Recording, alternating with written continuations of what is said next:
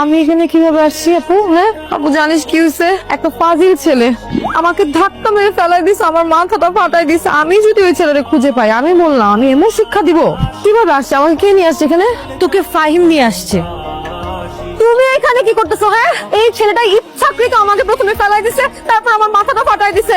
ওরে বাইধা রাখেন, পুলিশ ডাকেন, এই ছেলেটা আমি পুলিশে দিব। চিল্লাচিল্লি করে লাভ নেই, কথাবার্তা একটু সাবধানে।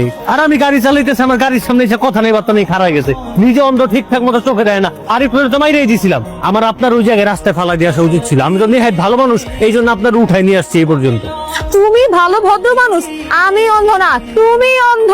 তুই কাকে পুলিশে দিতে চাচ্ছিস? তুই ওকে চিনিস?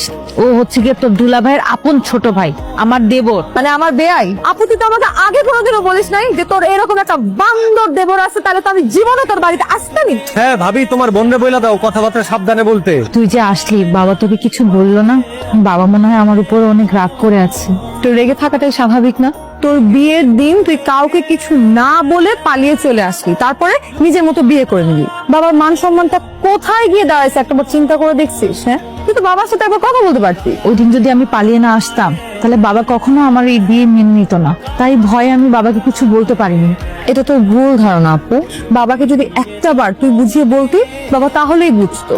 এখন কিন্তু বাবা তোকে অনেক বেশি মিস করে। ওটা বাবাই আমাকে বলছে যে যা একটু মিনার বাড়িতে যা, মিনার সঙ্গে একটু দেখা করে আয়, দেখে আয় ও কেমন আছে। বাবা কি আমার উপর অনেক অভিমান করে আছে? বাসার সবাই মনে হয় আমার উপর অনেক রাগ, তাই না? এত ইমোশনাল হওয়ার তো দরকার নেই। তোমরা দুই বোন কি শুরু করলো বলো তো? আজকে একটু দেরি হয়েছে, আমার জন্য তো অপেক্ষা করতে পারতাম, একসাথে তো খাইতে পারতাম। তুমিও তো একদম তোমার বোনের প্রায় দেবরের কথা ভুলেই গেছো। তোমার জন্যই অপেক্ষা করতেছিলাম, তোমাকে খাবার বেড়ে দিচ্ছি, বসো। দাও দাও দাও আপু, তোমার দেবরকে বেশি করে খাওয়া দাও। বান্দর তো। তোমার বোন এটা কোনো মানুষের পর্যায়ে পড়ে না। এই বান্দরের সাথে আপনার কিসের এত চুলকানি? কি সমস্যাটা কি? আপনি কি বান্দরের পিছন পিছনে দৌড়ান? আপনি আপনার গায়ে কেন নিচ্ছেন বেয়াই? আপনি কি বান্দর স্বীকার করতেছেন তাইলে না? এই তোরা আবার শুরু করলি? তোরা আবার হঠাৎ কি হলে লাফাচ্ছিস কে? কি বেয়াই, মাছের কাটায় কুপোকার, যে শহরের মেয়ে কিছু করতে পারবে না।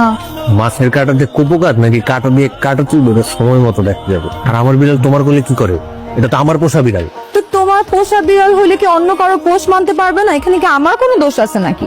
আর বানরের সাথে থাকতে থাকতে বিড়ালটাও বুঝে গেছে যে এখন আর বানরের সাথে থাকা যাবে না। সমস্যা নেই, সময় মতো আমিও দেখাই দিই। এটা তো মাত্র শুরু। খবরদার আমার সাথে আর কোনো ঝামেলা করতে আসবে না। Good night.